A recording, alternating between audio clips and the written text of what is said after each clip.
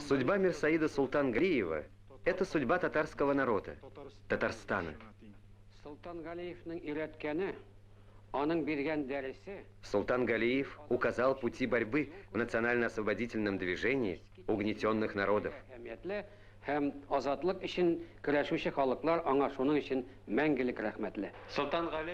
Султан Галиев жил интересами татарского народа.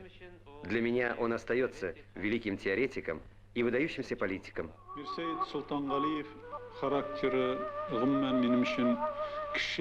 Его характер, человеческие качества с детства воспитывались в окружении трудолюбивых сельчан. И это, наверное, сыграло большую роль в дальнейшей его судьбе, судьбе неординарной.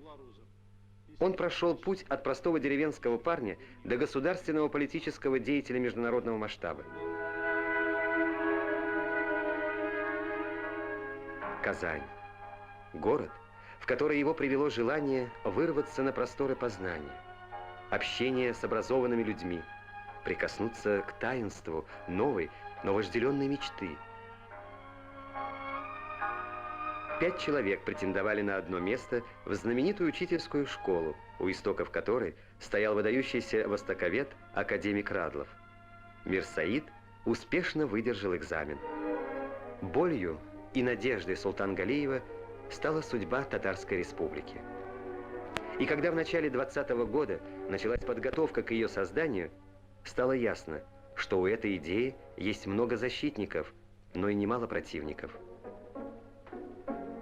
Султангалиев принял самое активное участие в создании новой республики. Он встречался по этому вопросу с Лениным. 20-нчы еллар Советлар Союзы аякка басып киң дөньяга чыга. Начало 20-х годов. Советский Союз становится на ноги и определяет свою антиимпериалистическую политику. Может быть, в этот период в стране зарождались признаки демократии. В странах Востока начинается подъем освободительного антиколониального движения. И этому во многом способствовала деятельность Султангалиева. Авторитет Султангалиева стал настолько высок, что уже мешал Сталину и его окружению, вызывал зависть у тогдашних руководителей Тат-республики. Высшую меру наказания заменили заключением в концлагерь на 10 лет.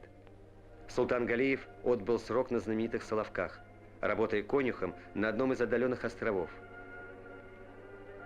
В 1934 году Султангалиева освободили досрочно, до очередного ареста, 19 марта 1937 года.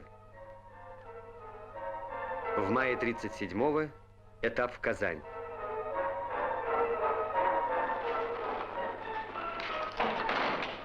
28 января 1940 года Мирсаид Султангалиев был расстрелян.